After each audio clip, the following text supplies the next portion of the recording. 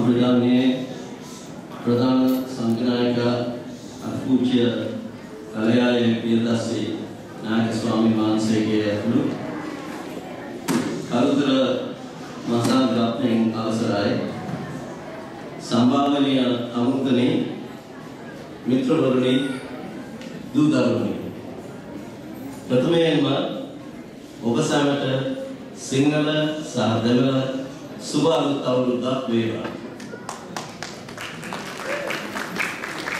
මෙම උත්සවය අපට විශේෂයෙන්ම වැදගත් වන්නේ ශ්‍රී ලංකා වාසී සිංහල සහ දමිළ ජාතීන් දෙකම එය සමරන බැවින් එය ජාතීන් අතර එකමුතුව වර්ධනය කර ගැනීමට ඉවහල් වන නිසායි.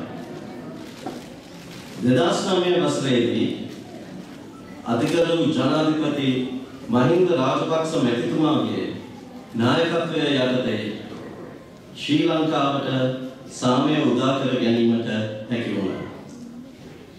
මේ වන විට රට තුළ සම්පූර්ණ ප්‍රතිසංගායනා ක්‍රියාදාමයක් හා දරන්ත ආර්ථික සංවර්ධන වැඩපිළිවෙලක් ක්‍රියාත්මක වෙමින් පවතිනවා. එමගින් අප රටේ සිංහල, දෙමළ, මුස්ලිම්, වර්ග යන සියලුම ජාතීන්ට බෞද්ධ, හින්දු, ඉස්ලාම් සහ ක්‍රිස්තියානි යන සියලුම ආගමිකයන්ට සාමයේ ප්‍රතිඵල නෙලා ගැනීමට හැකි වී තිබෙනවා.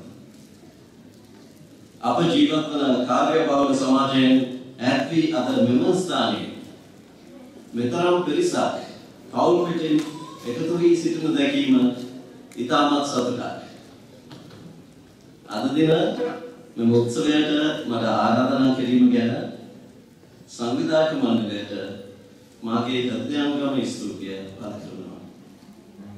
ඔබ සැමට ලබන නව වසර සතුටින්, සාමයෙන්, සෞභාග්‍යයෙන් සපිරි සුබ නව වසරක් වේවා.